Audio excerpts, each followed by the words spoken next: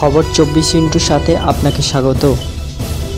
নতুন নতুন খবর জানার জন্য আমাদের চ্যানেলে চোখ রাখুন।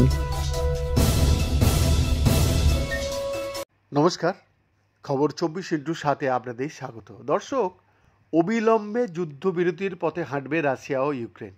তবে রুশ প্রেসিডেন্ট ভ্লাদিমির পুতিনের সঙ্গে 2 ঘন্টার কথোপকথন শেষে সোশ্যাল মিডিয়ায় একথা জানালেন মার্কিন প্রেসিডেন্ট ডোনাল্ড ট্রাম্প। ট্রুথ নামক সোশ্যাল মিডিয়া প্ল্যাটফর্মে এমনই দাবি করেছেন তিনি। ট্রাম্পের বক্তব্য অনুযায়ী যুদ্ধবিরতির সিদ্ধান্ত না হলেও আলোচনার পথে হাঁটতে রাজি হয়েছে দুই দেশ। ট্রাম্প জানিয়েছেন পুতিনের সঙ্গে তার খুব সদার্থক আলোচনা হয়েছে। যুদ্ধ শেষ করতে আলোচনাই সব থেকে গুরুত্বপূর্ণ পথ বলে মনে করছেন তিনি।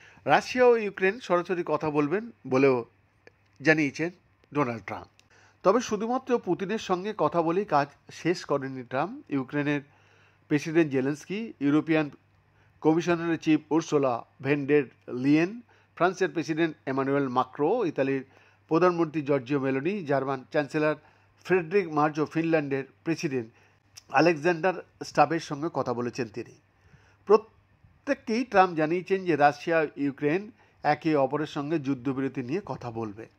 এদিকে ভ্লাদিমির পুতিনও জানিয়েছেন যে ট্রাম্পের সঙ্গে তার কথোপকথন সদার্থক হয়েছে। তিনি আরও জানিয়েছেন, গত সপ্তাহে ইস্তাম্বুলে ইউক্রেনের সঙ্গে রাশিয়ার প্রথম এই বিষয়ে কথা হয়েছিল। তবে ট্রাম্প যে মস্কো ও কিয়েভের মধ্যে আলোচনার পথ প্রশস্ত করেছেন তার জন্য তাকে ধন্যবাদ জানিয়েছেন পুতিন। বৈদ্যনাথ দাসের রিপোর্ট, খবর 24/7।